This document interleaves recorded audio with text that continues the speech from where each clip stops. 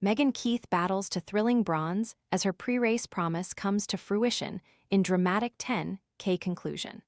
Fueled by a determination to atone for a subpar performance in the 10,000 final earlier in the week, Megan Keith vowed she would return to Scotstoun for her less favored 5,000 event with something in my belly to fight for.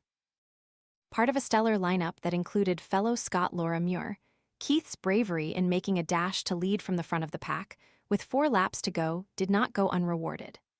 The Inverness athlete held on until about 200 meters from the end, when she was overtaken by Rose Davies, the 10,000 champion, and Jessica Hull, who sped away to claim an Australian 1-2 in that order.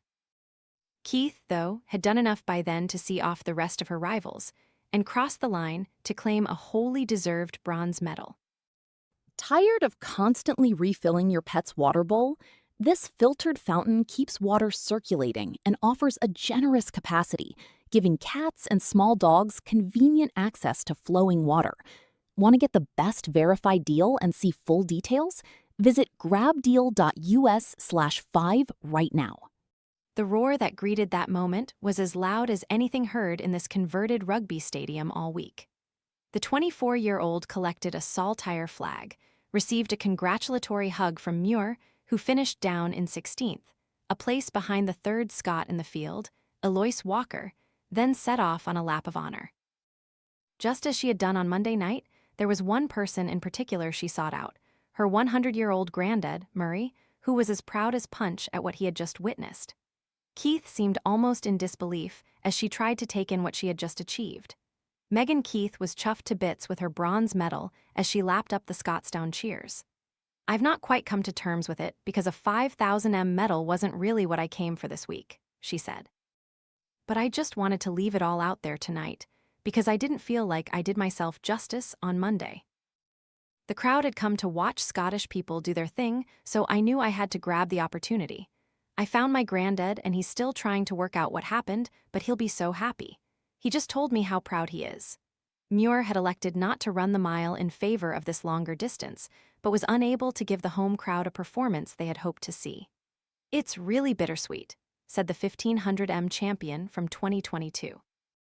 "I felt great for the first 2K and was loving it, and then I just got a stitch at 3K and trying to run and breathe properly was a bit rough, but I just wanted to finish."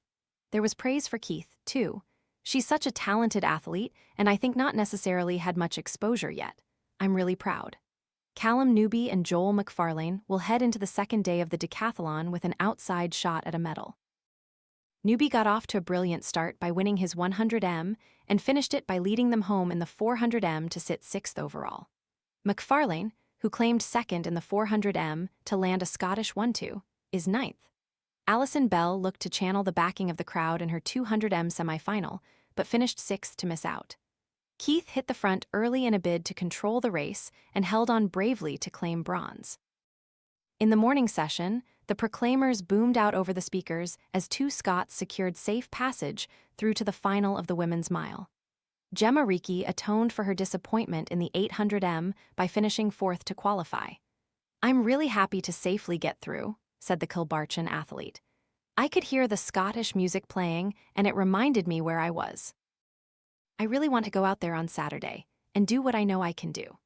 She will be joined on the start line of Saturday's final by Sarah Calvert, who squeezed through in the final qualifying spot ahead of teammate Aaron Wallace, whose desperate dive over the line proved in vain.